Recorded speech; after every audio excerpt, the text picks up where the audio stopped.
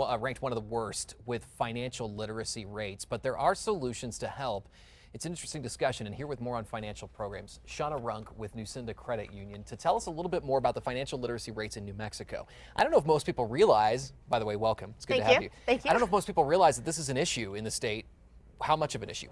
So there's been several studies that have come out lately that rank New Mexico as one of the 5th least financially literate states in the nation. And some of the things that they look for when they talk about financial literacy is savings rates. So in New Mexico, a little over 60% of people don't have an emergency or rainy day savings fund, which we know really is important when we encounter emergencies because they happen. And over 50% of New Mexicans are living paycheck to paycheck, which really creates a financially fragile position for a lot of families.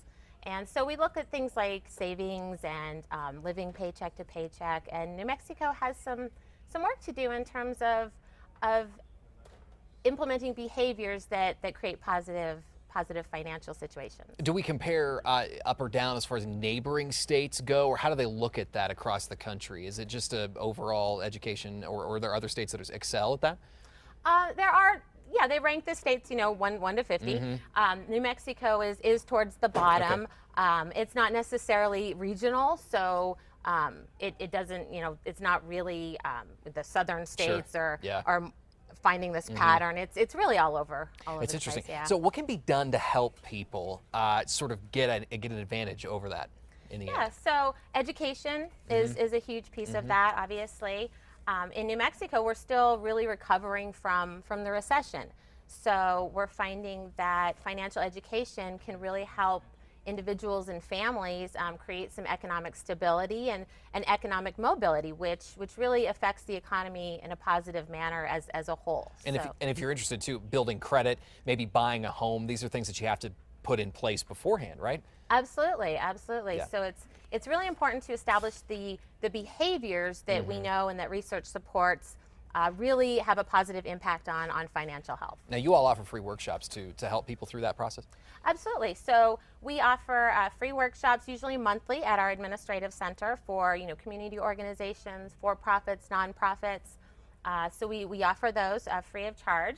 We also do a lot of work with universities. So CNM, University of New Mexico, Santa Fe Community College, we're actually gearing up to do our new student orientations right now. So we talked to all of incoming freshmen and on most of the families and talk about some of those habits that students can implement now and avoid some of those financial pitfalls that they encounter in especially that first year of college. Somebody who's at home and says, I don't have some of these things in place, but I'd like to. Is it pretty easy to get started and maybe make some initial steps?